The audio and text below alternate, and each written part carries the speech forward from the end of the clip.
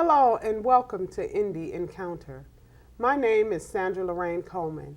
The mission of our show is to give independent performers and artists access to as wide an audience as possible and to give you, our viewers, a window into their art, their artistic process, and why they have chosen their particular avenue to connect with the world. All art is about communication and connection. Let's meet today's indie artist, Cayenne. Cayenne, welcome. Thank Welcome you to for the show. having me. Oh, you know what? This is like a blessing that you're sitting here across from me. Now, we've been to poetry venues and I've seen you perform, but now the world gets to meet Cayenne. So thank you so much for coming. Thank you. I want to ask you the poetry, spoken word. I've had other guests on the show and we always talk about the difference between poetry and spoken word. Do you think there's a difference or? I think when you get into spoken word, you're getting into more of a performance aspect of it. I think when you're doing poetry can range from being written on paper to, just all sorts of things. Mm-hmm. But when you get into spoken word,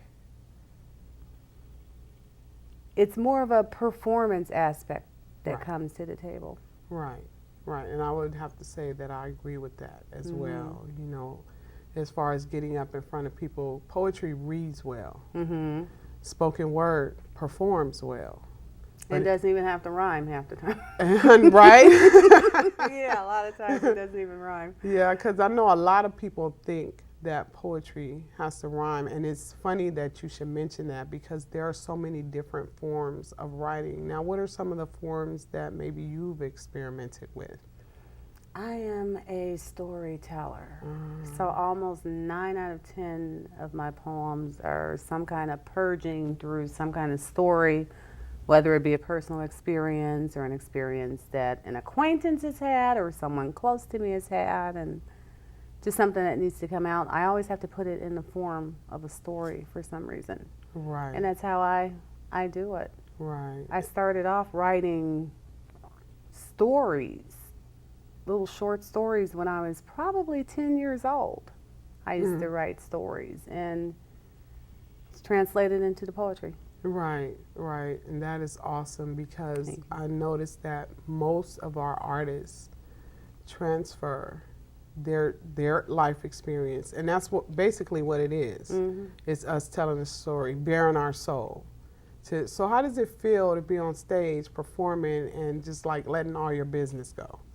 It depends on the day. Right. It really depends on the day. Sometimes it's quite purging. Sometimes I'll get up and do a piece that I'm used to getting a good response to, and I'm like, well, I guess I'm kind of over that, Right. because I feel like it's not coming out the way it normally comes out. But Right. I think it does take a degree of bravery to get up there and kind of get butt naked on the stage but at the same time, if you can help somebody else going through a similar experience by telling them about your experience. Right. And one thing I like to do is I'll tell you my experience, but not even necessarily take a stance on it. Just, this is what it is. Right. Right. Basically just giving the information. And a lot of times that is what helps people. You don't have to have an answer or you don't have to give them an answer. It's you just give the information and they come up with their own. A lot of people say spoken word and poetry is like therapy. So how do you feel about that? It's definitely therapy. It is definitely therapy. Absolutely. I watch spoken word and poetry save lives. I've watched it transform people. I know people who had stuttering problems, who very serious speech impediments. Imagine what that kind of brave to get up there on the stage and you stutter every other word and you're still on the stage in front of whether it be 20 people or 300 people, right. which is what the venues around LA range from as far as attendance. Exactly. And to get up there with that stutter and then to watch that person just blossom and look up one day without even realizing and be like, oh my God, the lisp is totally gone. The stutter is totally gone, you know? Right. So I just watched it save lives, or people who had nothing else to hang on to but so much they're trying to let out. Right. And they're doing it. I say that's why we are poets. Because Right. we got so much pain, and this is the avenue that we choose to purge it. Exactly. So. And then, or you could be at the other end of that, because I remember when I first started. Now, I don't have a stuttering problem, but I was nervous and standing there shaking with my paper. I still get like that after Me 10 too. years. Me too. I still get like that. Yeah, I do too. But it's not, you can't see it. You know, I mean, on the inside, I'm nervous. So are you nervous on the inside or the outside or both? Or If a long time goes by and I haven't really been performing live, then it's a little more visible. I can't control if my hands are shaking a little Right. bit, you know, so I Right. really try not to be on paper or whatever. But Right. if I've been doing it fairly regularly, you know, I get the butterflies. I Yeah. call them the healthy butterflies because you don't want to be so confident that it's like I just know I'm going to rip, so I don't have to feel any way, Right. you know. Right. So. Yeah, and I try not to get too cocky when I'm doing, you know, Mm-hmm. you don't want to, because that's when you mess up, when you get cocky.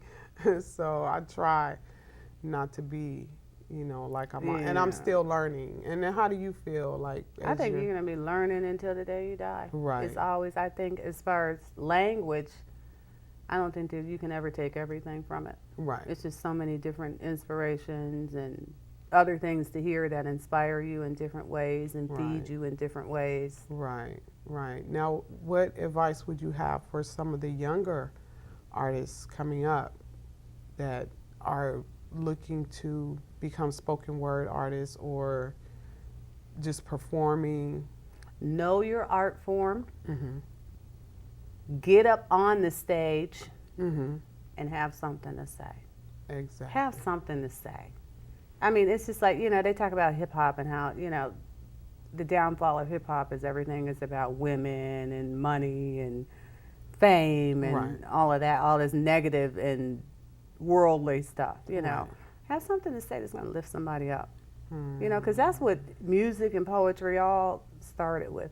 Or teach somebody a lesson, or, you know, something that's going to do something besides talk about something that's so insignificant in the big scheme of things. Right. So Right. that's what I say to the young people, is to kind of get back to having some kind of accountability Mm-hmm. for what you say And be honest. and be honest. You have to, because you can't get up in front of a bunch of people. They're gonna know. Mm-hmm. Just like you just said, have something to say, because obviously you've been in situations where you've seen where somebody didn't have something Lord. to say. That's the truth. I have been in more times than I even, and a lot of times it's sad to say, it's just because of youth and a lack of experience. You know how they say, that old saying that writers, when they experience a little more pain, they'll become better writers. Right. When you have more life experience, you have something to write about, Right. you know. Right. So, Absolutely. Well, having said that, I know you brought some of your poetry, some of your spoken word. Will you please I share brought one? it here. That's right. I brought it here. Please share one with us right now. Okay. This is called Black Woman. Over the summer, I had the opportunity to attend the Martin Luther King dedication of the monument that they built for him on the mall in Washington. Wow. You know, that was 10 years in the making, I'm sure. And it always hurts me to see how many people aren't even aware of what went on with that. But he is the only non-president and black man on the mall in Washington. So just the fact that that was built was huge. Right. They had a week's worth of events surrounding it. And I had the opportunity at one of the events to perform one of my old poems called Black Woman. Okay. And it's not just for black women, but this is what it means to me to be a black woman. Okay. So I'll do it. I'm so used to standing up, but I'll sit here and just share it with you. I am a black woman, but don't sum me up by the nappy of my hair, the melanin in my skin, or the rhythm in the soul that flow through my veins. I will not be defined by hot combs, hip-hop lyrics, or how fast I shake it on Soul Train. I am more than thick-lit, big-booty, supernatural soul, sister functified. I am the unrelenting hope that keeps the dream alive.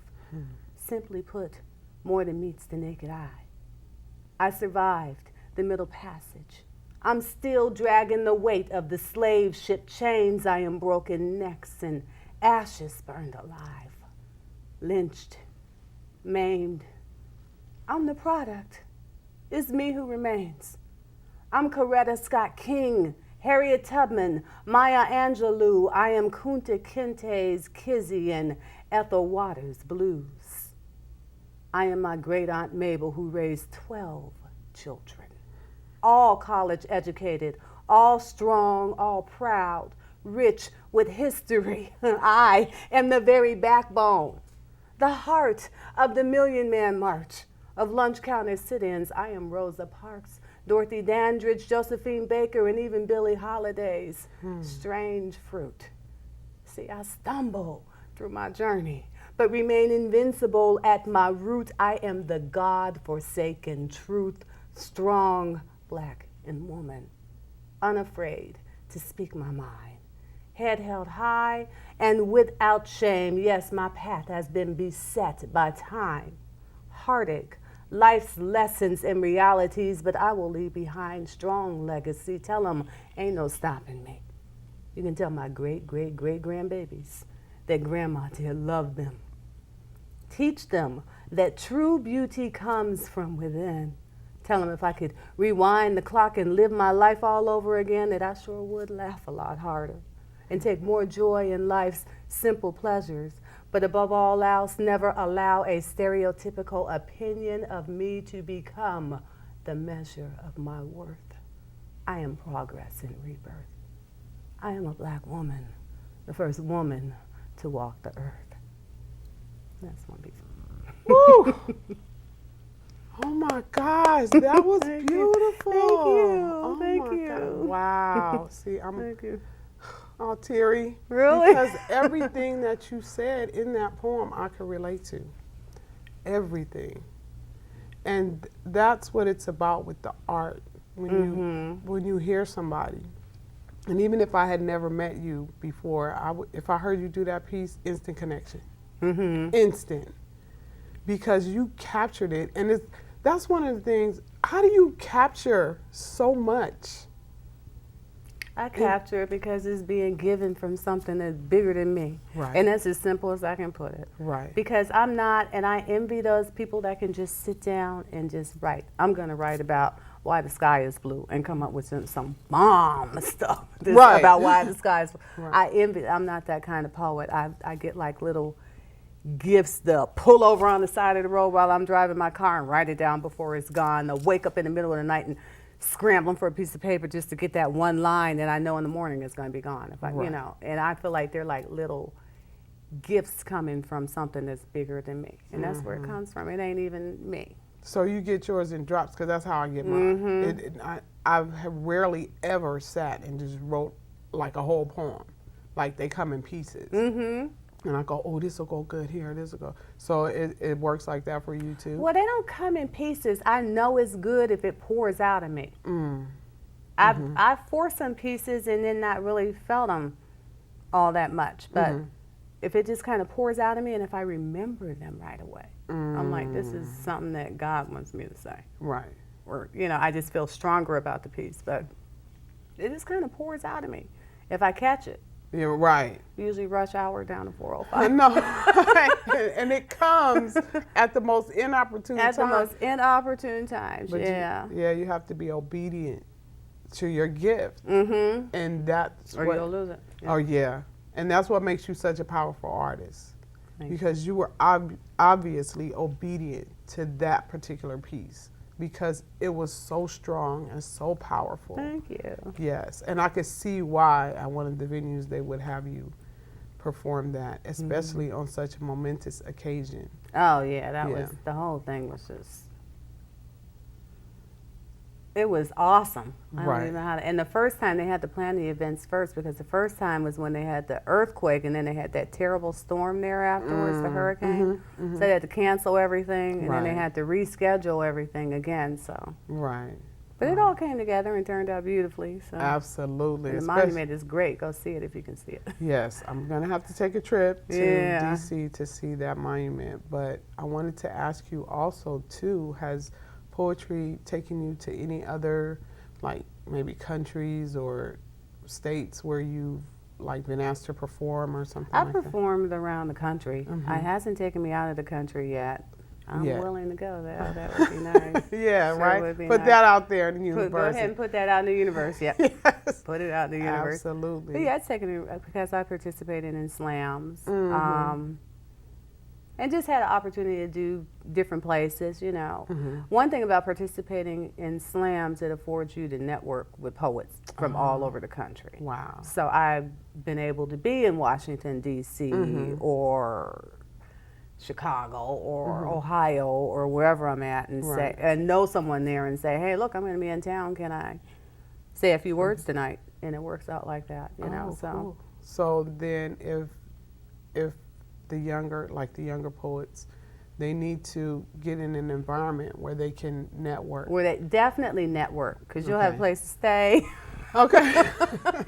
Ask people like Talam AC. He may be mad for mentioning it. I know. Yeah, But right. you'll have a place to stay and, you know, just people who are welcoming you to come and do your art. Right. And now, do you notice that people in the poetry community, or maybe not even the poetry community in particular, but just the artistic world, is it a little different from like the outside? And I don't want to say, but it's a separate community.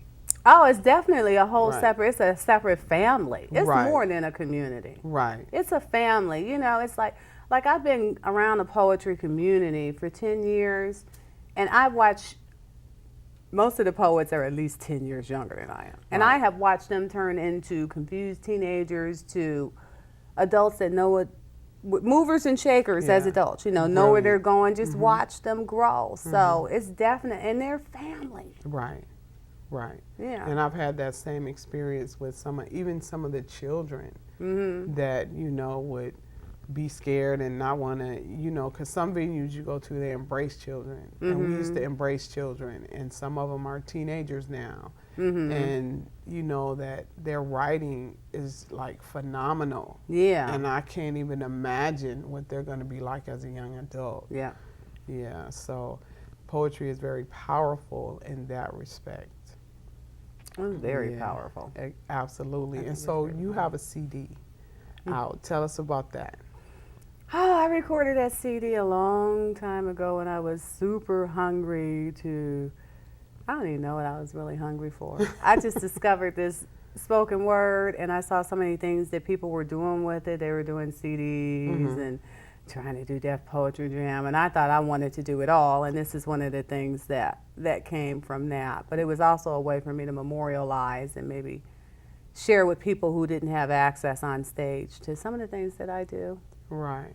Absolutely. And so you have another piece that you brought. I have another piece. Would you please share with us once more? Okay, this is called What I Can't Get Back. It's kind of a sad piece. Okay. So, but this is another life experience. I'm just telling what it is. I'm not formulating an opinion. I'm just telling what it is.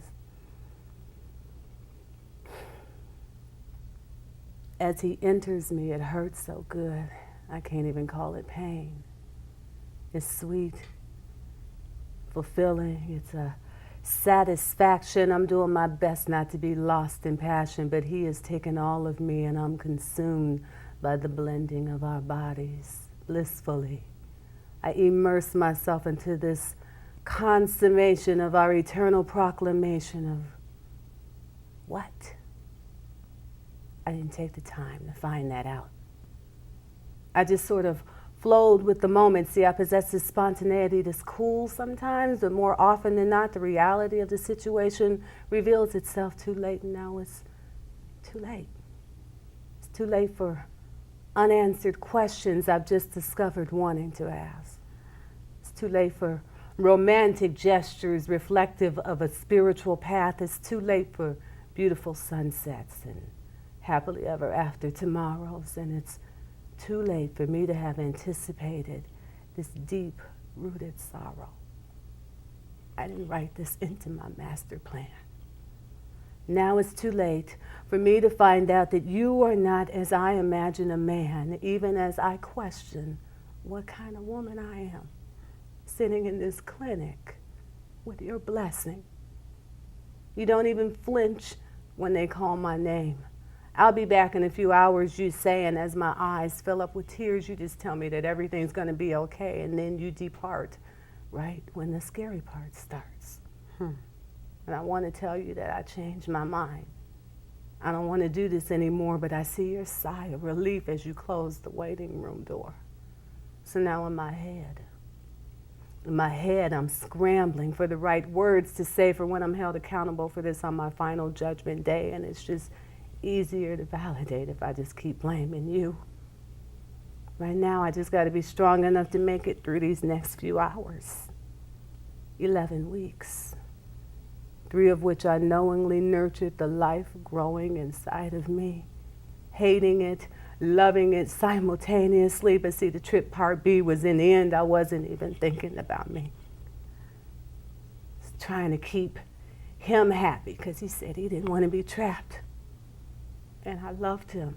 So I believed all that crap about how we would go to church and ask God for his forgiveness, and that if we just stuck together, we were going to somehow make it through this. But it's me laying on the table, feeling woozy. Anesthesia's taking effect. And as I slip into oblivion, the doctor breaks my baby's neck.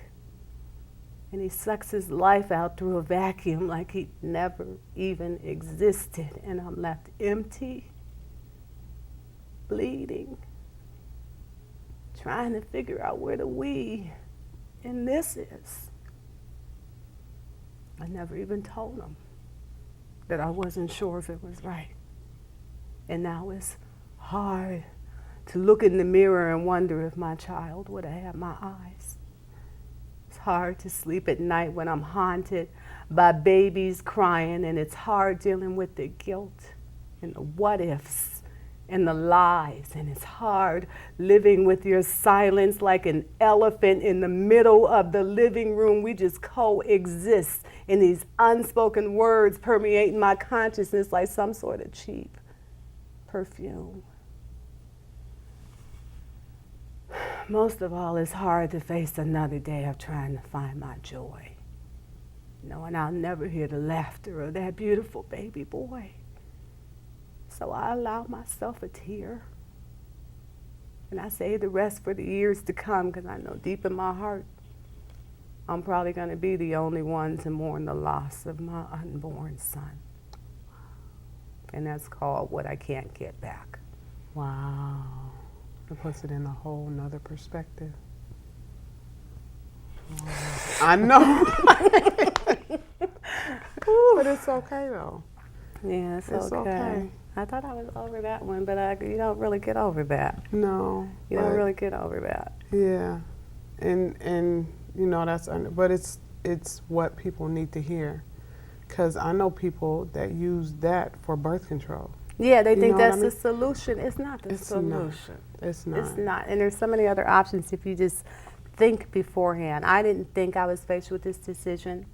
That was the choice I made. Mm-hmm. And this is butt naked on the stage. I'll get up on the stage. Yeah, I had an abortion. This is what it was. It ain't all roses. Right. Life is not. Yeah. Mm-hmm. But it takes those experiences to make us who we are, and those experiences to make your art. Oh my gosh.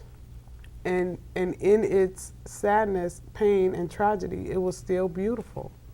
Thank you. Yes, absolutely. You are amazing. Thank you. You are wonderful. Thank you so much. Thank you for having me. I'm so excited. I'm so excited. Me I'm too. glad you had the opportunity to come and, share with our audience your gift and your talent, because you are definitely one for the record books. Thank you. Definitely. Thank you. I'm blushing. This has been Indie Encounter, a journey into the world of the independent creators of art and artistic communication.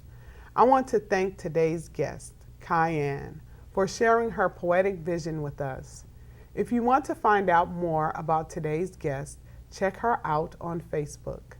Check out our website here at PasadenaCommunityNetwork.com and select the Arroyo channel.